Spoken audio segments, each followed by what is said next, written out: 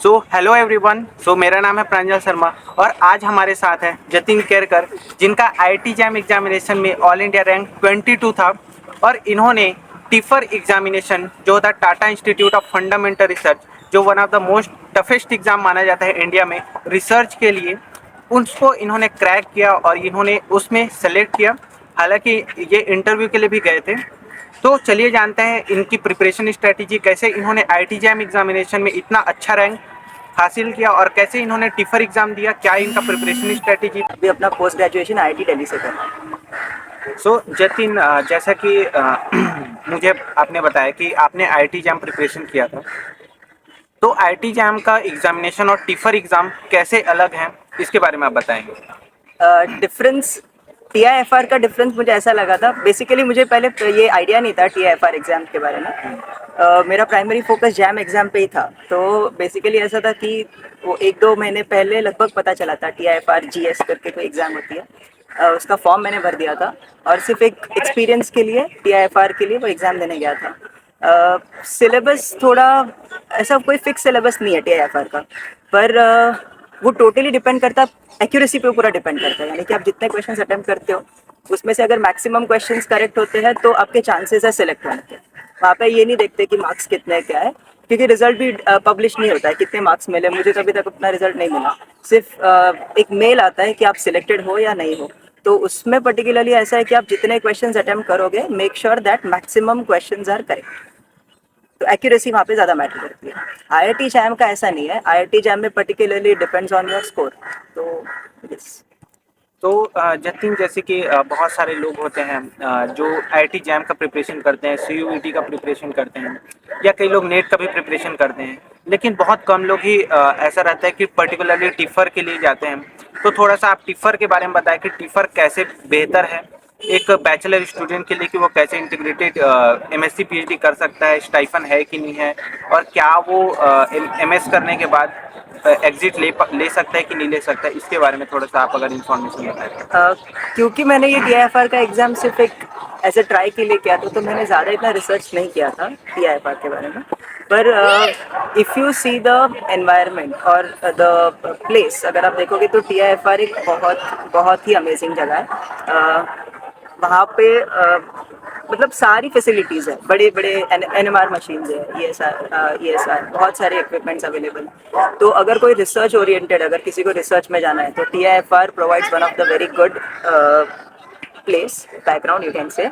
Particularly TIFR में professors भी बहुत हाई लेवल पे उन्होंने रिसर्च किया हुआ है, तो उनको बहुत ज़्यादा एक्सपोजर पहले से ही है। उनको आइडिया है कि कैसे रिसर्च करते हैं, क्या करते हैं, तो स्टूडेंट को भी वो आइडिया मिल जाता है। अभी जितना मुझे याद है कि एमएससी में टीआईएफआर पर्टिकुलरली एमएससी में ही रिसर्च पेपर राइटिंग का अपॉर्चुनिटी प्रोवाइड करता है, रिसर्च थीसिस राइटिंग का भी अपॉर्चुनिटी प्रोवाइड करता है। तो उस सेंस में बच्चे को या स्टूडेंट को रिसर्च का ज़्यादा एक्सपीरियंस मिल सकता है राइट इन एमएससी।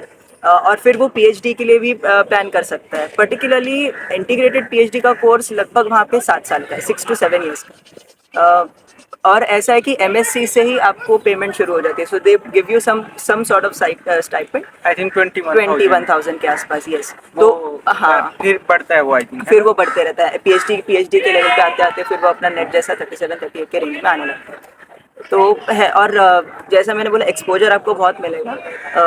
आपको मतलब सीखने के लिए बहुत कुछ मिलेगा। So TIFR is one of the really good places if you are concern for research.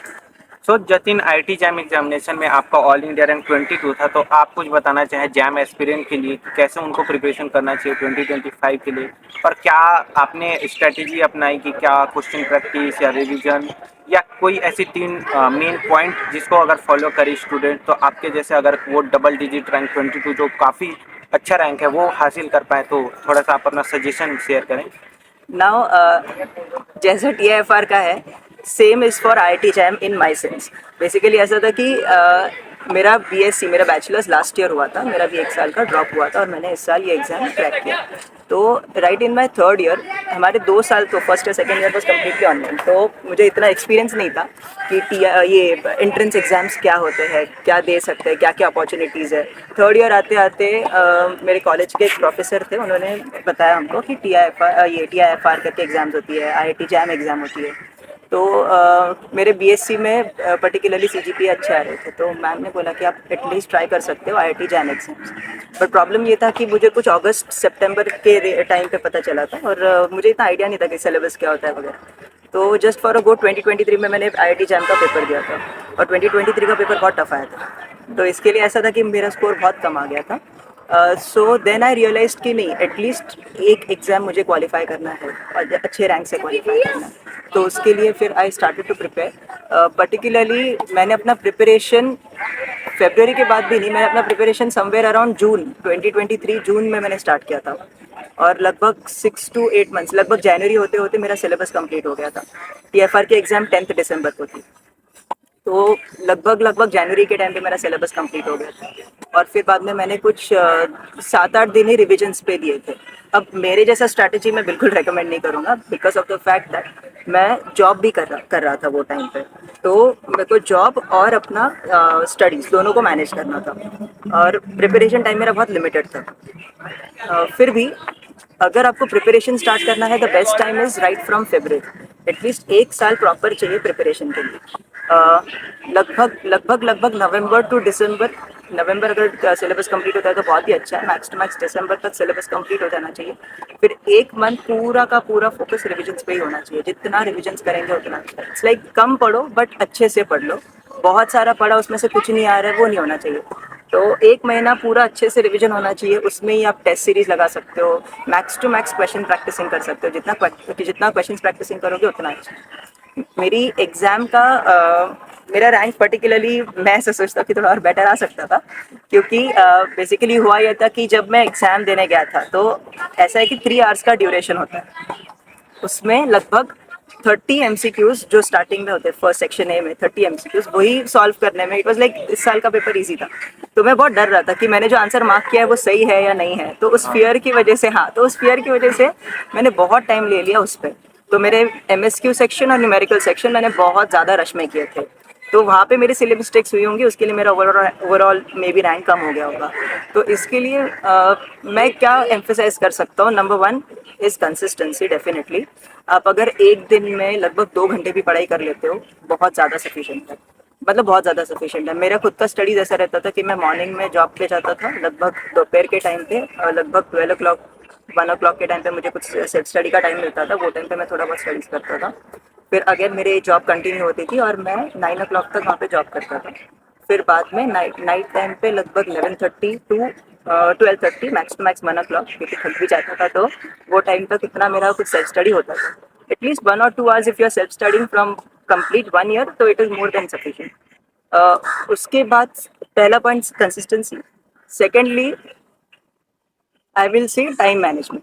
Exams में जो वो 3 घंटे हैं वो आपके पूरे लाइफ को डिसाइड करते हैं इनडायरेक्टली। तो इसके लिए ऐसा है कि आपको वो 3 आवर्स में कैसे मैनेज करना है वो ज़्यादा मैटर करता है, और वो मैनेजमेंट पूरा आप सीख लेते हो अपने प्रिपरेशन में आपको आइडिया मिल जाता है, आप कितना फास्ट सॉल्व करते हो, कितना स्लो सॉल्व करते हो, उसके ऊपर है कि आपका रैंक कितना आएगा, आपका स्कोर कितना आएगा।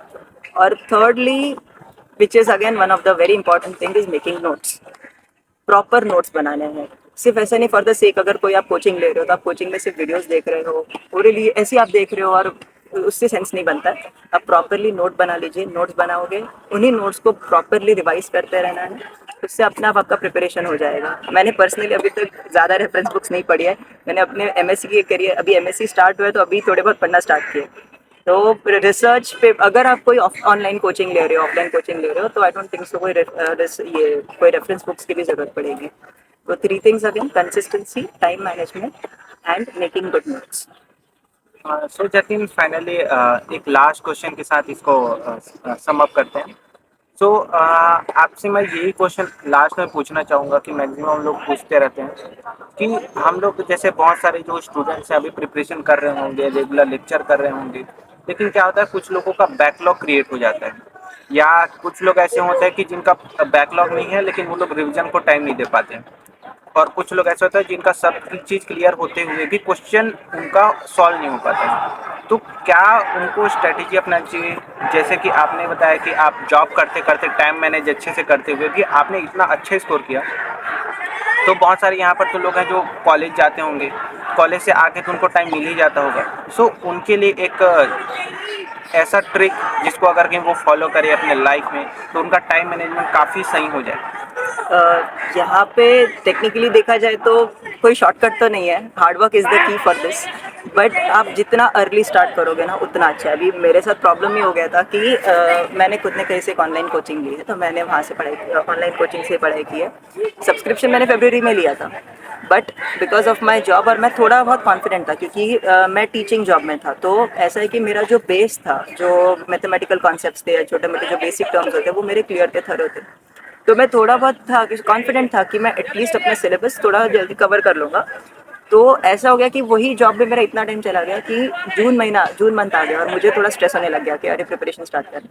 सो वो मेरा एक ये था, और उसी में मेरे बैकलॉग बहुत हो गया था, लगभग 40 टू 50 वीडियोस तो हो गए थे अप्रॉक्सीमेटली, जो मुझे कवर अप करने थे। तो पर्टिकुलरली क्योंकि मेरे एंड में बेस थोड़ा क्लियर था, तो मैं जो रिकॉर्डेड लेक्चर था वो रेफर करता था, और थोड़ा स्पीड में देखता था, पर्टिकुलरली तो 1.5x या 2x पे देखता था, और जितना हो सके फोकस रहता था नोट्स बनाने में। नोट्स जितने अच्छे से बनेंगे वो बेटर। तो as particularly I can say start early if it is possible. If you're starting early and if you're consistent with your note making and revisions, अपने आप प्रॉपरली मैनेज हो जाता है, कोई ऐसा डिफिकल्टी नहीं होता है। सो जतिन, अभी तो हम दोनों आईटी दिल्ली में हैं। आईटी दिल्ली के हम लोग स्पोर्ट्स ग्राउंड में हैं और आईटी दिल्ली का अभी जस्ट क्लासेस स्टार्ट हुई हैं। हमारा ऑलमोस्ट बोल सकते हैं कि 2 वीक्स हो गई हमारे क्लास हुई।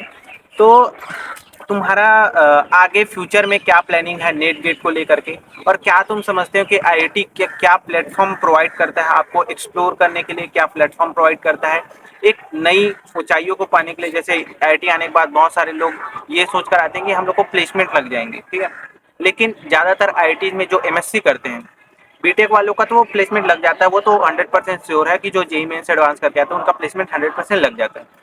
एमएससी में ऐसा होता है कि अगर कहीं 60 स्टूडेंट है तो ऑलमोस्ट 40 टू 45 स्टूडेंट तो डेफिनेटली पीएचडी की तरफ ही चले जाते हैं। जो रिमेनिंग जो 30 बच्चे हैं वो अगर कहीं टीचिंग में इंटरेस्टेड है तो एडटेक कंपनी में आते हैं, वहाँ पर अपना प्लेसमेंट ले लेते हैं ठीक ठाक।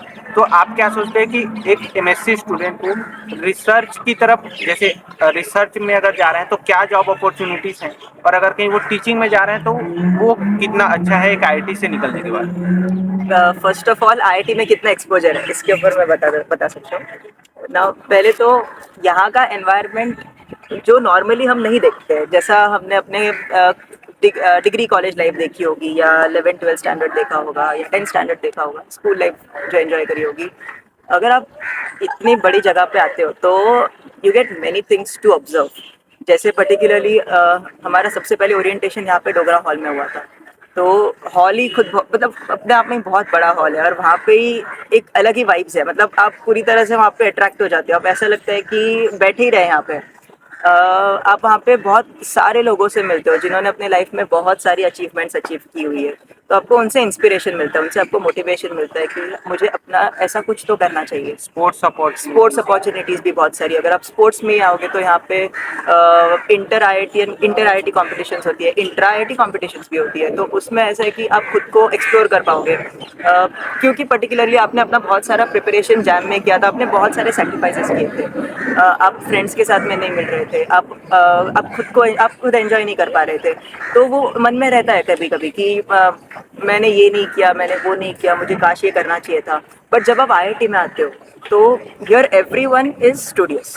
तो सिर्फ स्टडीज़ ही पार्ट नहीं बनती, स्टडीज़ के अलावा यहाँ पे इसके लिए एक्स्ट्रा करिकुलर एक्टिविटीज़ के लिए बहुत सारी अपॉर्चुनिटीज़ है।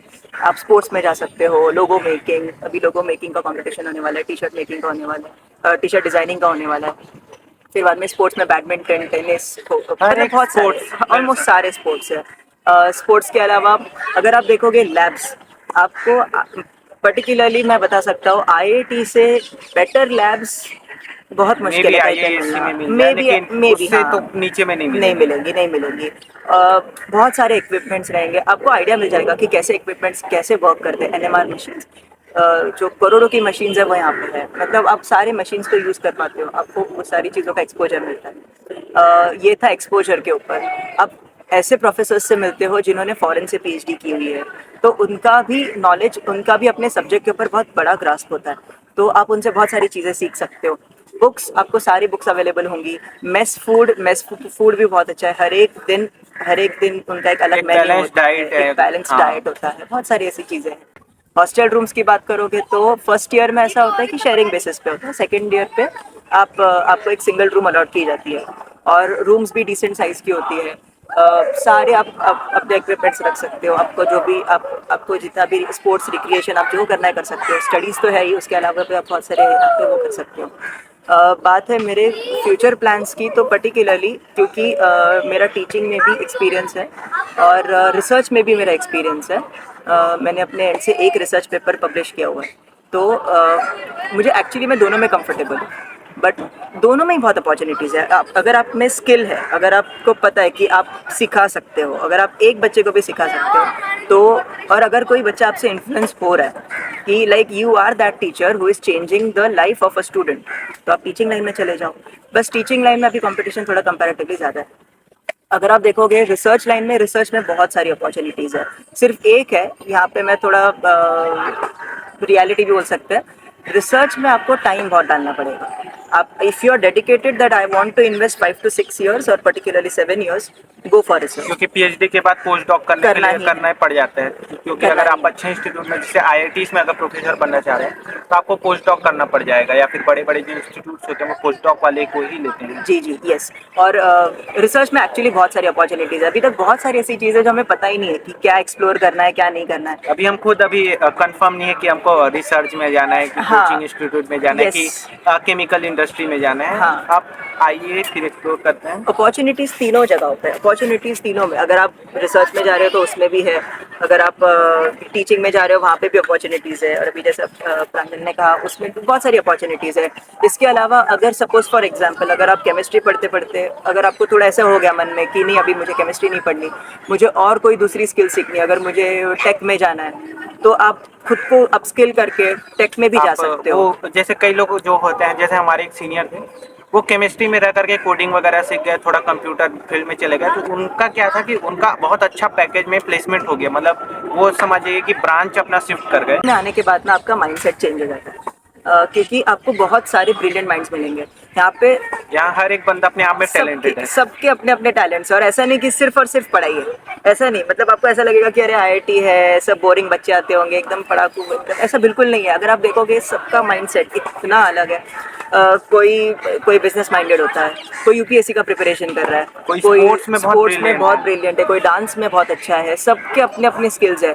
आप जितना एक्सप्लोर करोगे आईआईटीज में, अभी हम तो यहाँ पे पर्टिकुलरली अभी अभी क्योंकि तो बहुत हमारा नए हैं, स्टार्टिंग है तो हमने तो बहुत ज़्यादा हम कोई देख किसी ही को नहीं है देख अभी। ही नहीं पाए। बट जितना भी हमने देखा भी, जितना भी हम अपने फ्रेंड्स में हम एक्सप्लोर करते हैं, हम यहाँ पे घूमते हैं, हम चीज़ों को एंजॉय कर लेते हैं। हाँ, लास्ट में सबको ही पढ़ाई करनी होती है। At the end of the day you are coming पढ़ना टू ही आईआईटी पड़ेगा, टू स्टडी। आईआईटी में बिना पढ़े तो नहीं चलेगा नहीं गुजारा। चलेगा, वो तो है, बट उसके अलावा आप बहुत एंजॉय कर सकते हो। So that is one of the things. आपने जितना भी पहले स्ट्रगल किया उस सब का आपको एक बोल सकते हैं एक मजा, रिजल्ट, एक, हाँ, रिजल्ट। वो सारी चीज़ों का आपको बोल सकते हैं ना क्या रिटर्न मिल रहा है इन आईआईटी। तो for that reason you if it you is have to possible work you hard. Have to work out and you have to come to IIT. तो वेट करते हैं आपके लिए, और मिलते हैं नेक्स्ट ईयर जब आप हमारे जूनियर्स बन के आएंगे। तब तक के लिए all the best. All the best.